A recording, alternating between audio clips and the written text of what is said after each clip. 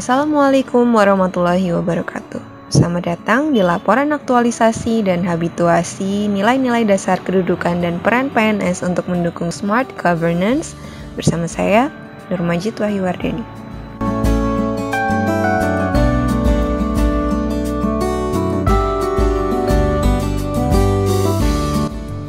Setiap harinya, saya harus berpacu dengan waktu menunggu bus Trans Banyumas untuk pergi ke unit kerja saya di Kecamatan Aji Barang. Oh ya, saya berdomisili di Sidaboa, Kecamatan Patikraja. Berbicara mengenai unit kerja saya, SMP Negeri 2 Aji Barang berlokasi di Jalan Pandansari nomor 1024 Kecamatan Aji Barang. Tepatnya, berseberangan dengan Kantor Urusan Agama Kecamatan Aji Barang dan bersebelahan atau bertetangga dengan beberapa instansi pendidikan lainnya di Kecamatan Aji Barang. Lokasi yang strategis inilah mungkin yang menjadikan SMP Negeri 2 Aji Barang menjadi pilihan peserta didik kami untuk melanjutkan pendidikannya. Oleh karena itu, kami berupaya untuk memberikan pelayanan yang terbaik kepada peserta didik kami dengan mendengarkan masukan atau saran yang mereka butuhkan, seperti berikut ini.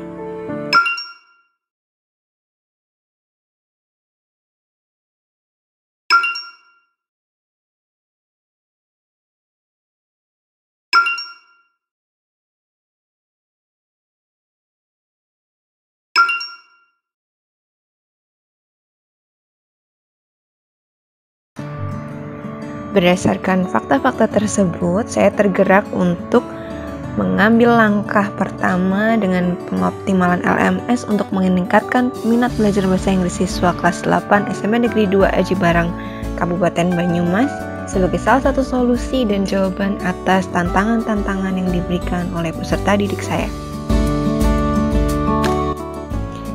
Kegiatan pertama yang saya lakukan adalah melakukan identifikasi awal minat dan hasil belajar peserta didik.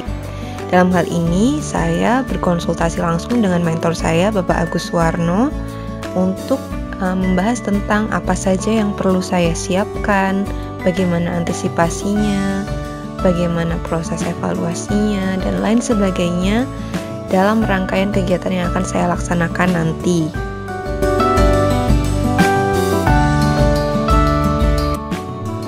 Kemudian kegiatan yang kedua adalah menyusun rancangan rangkaian kegiatan pengoptimalan LMS. Seperti yang diketahui, sekolah kami SMP Negeri 2 Aji Barang telah menerapkan blended learning, yang mana kami menggunakan metode daring luring secara berdampingan.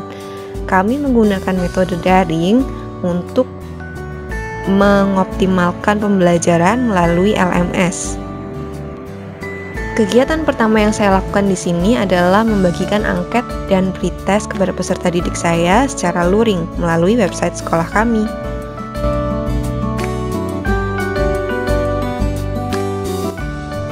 Kegiatan selanjutnya yang saya lakukan adalah membuat media Pinter H5 atau video interaktif H5P, Pelaritok atau belajar dari TikTok, dan QCL atau QR Code for Learning, dan H5 Matcher atau H5 Matching Picture. Kegiatan membuat video interaktif saya mulai dengan membuat video tersebut dari media Canva. Selanjutnya, saya upload video tersebut ke YouTube, akun YouTube saya.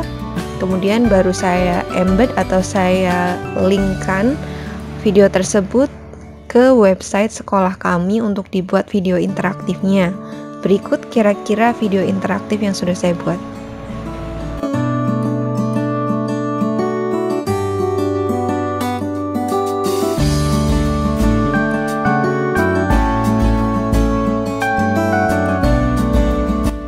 Selain itu, media pembelajaran via TikTok juga saya buat untuk menjawab tantangan peserta didik saya yang gemar bermain TikTok waktu pelajaran.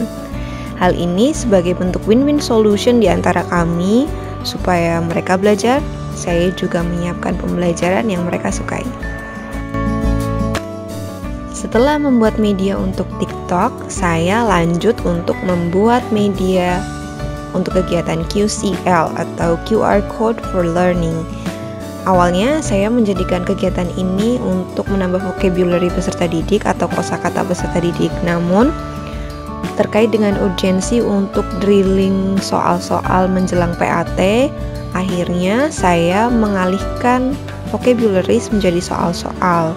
Berikut proses yang saya laksanakan ketika menyiapkan media untuk QCL.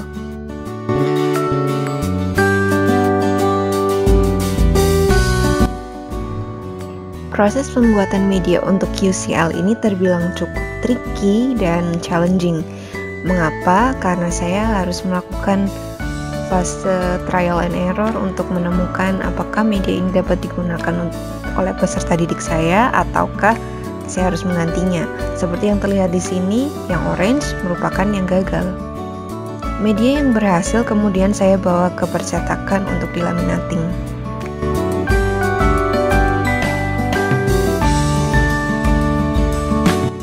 Kegiatan keempat yang saya lakukan adalah mengimplementasikan media-media yang sudah saya buat kepada peserta didik saya.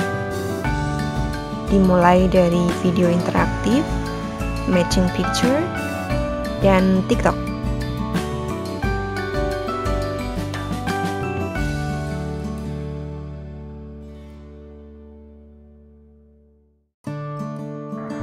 Setelah itu dilanjutkan dengan mengimplementasikan media QCL atau QR Code for Learning untuk membantu mereview materi pembelajaran. Seperti yang saya katakan tadi, urgensi untuk drilling soal menjelang PAT membuat saya bersemangat untuk melaksanakan atau menggunakan media ini dalam pembelajaran. Kegiatan ini saya awali dengan sosialisasi kepada peserta didik saya tentang bagaimana cara menggunakan QR Code, apa itu QR Code, dan bagaimana cara mereka menggunakan HP mereka untuk menggunakan QR Code.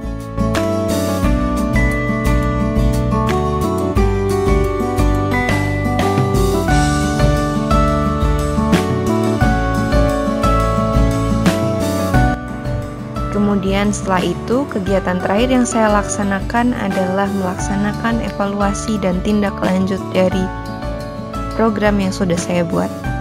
Kegiatan evaluasi dan tindak lanjut dilaksanakan secara daring oleh peserta didik saya melalui website sekolah kami, smpn-negeri2ajebarang.sch.id. Tidak lupa, saya juga menanyakan pendapat peserta didik saya mengenai media-media yang telah saya buat dan saya implementasikan kepada mereka. Dan berikut kata peserta didik saya tentang penggunaan QR Code dan TikTok dalam pembelajaran. Saya belajar menggunakan QR Code dan TikTok lebih menantang dan menjadi saya lebih bersemangat untuk belajar bahasa Inggris. Thank you. Menurut saya, belajar dengan QR Code dan TikTok membuat saya lebih senang belajar bahasa Inggris dan lebih semangat. Menggunakan QR Code dan TikTok lebih menyenangkan dan mudah. Saya belajar dengan QR Code dan TikTok dapat menarik perhatian dan membuat saya semangat belajar bahasa Inggris. Dengan QR Code dan TikTok membuat saya senang belajar bahasa Inggris. Belajar menggunakan QR Code dan TikTok membuat saya lebih semangat dan mudah belajar bahasa Inggris. Mendengar pendapat peserta didik saya membuat saya lebih bersemangat untuk terus berkarya dan berinovasi. Karena seperti yang orang-orang bilang, penelitian terbaik seorang guru adalah di dalam kelas.